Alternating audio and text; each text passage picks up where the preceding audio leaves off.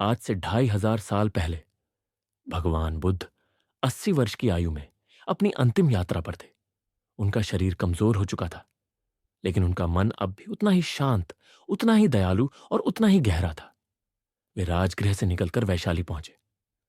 वहां उन्होंने अपने प्रिय शिष्य आनंद से कहा, आनंद, वैशाली को देखो, यह मेरा इस नगर में अंतिम दर्शन है। आनंद भावुक हो उठे, पर बुद्ध ने केवल मुस्कुराकर मौन साध लिया। धीरे धीरे यात्रा आगे बढ़ती रही। बुद्ध अपने शिष्यों के साथ कुशीनगर की ओर बढ़ रहे थे। रास्ते में वे लोगों को उपदेश देते रहे, सभी संयोजित वस्तुएं नश्वर हैं। जो जन्म लेता है वह नष्ट भी होता है। सच्चा साधक वही है जो इस सत्य को समझकर जागृति प्राप्त करता है। यात्रा कठिन थी। बुद्ध का शरीर थका हुआ था, लेकिन उनके भीतर का प्रकाश अब भी जगमगा रहा था। कुशीनगर पहुंचने से पहले एक लोहार चुंड ने उन्हें आमंत्रित किया। चुंड ने आदरपूर्वक भोजन परोसा।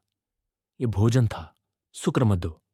कुछ परंपराओं में कहा गया है कि यह भोजन दूषित था, उसमें विष मिला हुआ था, और यही वह क्षण था जब बुद्ध के शरीर में मृत्यु का बीज बोया गया। भोजन करने के थोड़ी देर बाद ही बुद्ध गंभीर रूप से बीमार हो गए। उनके पेट में असहनीय पीड़ा उठी। खून से भरी उल्टियां और तेज डायरिया ने उन्हें लगभग अशक्त कर दिया। शिष्य घबरा गए। आनंद ने कांपती आवाज में कहा, भगवान, ये किसकी कुटिलता है? किसने आपको झर दिया? लेकिन बुद्ध ने शांति से उत्तर दिया, आनंद, याद रखो, चुन दोषी नहीं है। उसका हृदय निर्मल था, उसका भाव श्रद्धा से भरा हुआ था। उसने मुझे दान दिया है और यह दान पुण्यदायी है। किसी पर क्रोध मत करना, क्रोध केवल अंधकार लाता है। शिष्य स्तब्ध थे। बुद्ध मृत्यु के कगार पर खड़े होकर भी करुणा और क्षमा का संदेश दे रहे थे। बीमारी बढ़ती गई। बुद्ध को कुशीनगर लाया गया।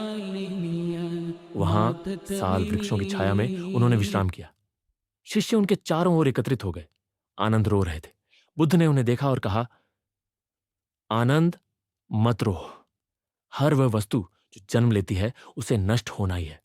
यह प्रकृति का नियम है। तुम्हें जो कुछ करना है वह है धर्म का पालन करना और सत्य के मार्ग पर चलना। फिर बुद्ध ने सभी भिक्षुओं को अंतिम उपदेश दिया। भिक्षुओं, यह शरीर नश्वर है, यह संसार अनित्य है, सभी संयोजित वस्तुएं क्षणभंगुर है। हे साधकों, अपने उद्धार के लिए स्वयं प्रयत्न करो। धीरे धीरे वातावरण मौन हो गया। बुद्ध ने ध्यान की गहरी अवस्था में प्रवेश किया। उनकी सांसें धीमी पड़ गईं। शिष्य मौन खड़े, आंसुओं में डूबे, उस महान क्षण के साक्षी बने।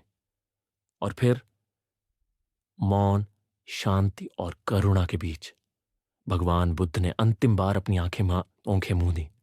उनकी आत्मा अनंत में विलीन हो गई। उन्होंने महापरिनिर्वाण प्राप्त किया। लेकिन यह मृत्यु कोई अंत नहीं थी। यह वह क्षण था जब बुद्ध स्वयं एक अमर ज्योति बन गए।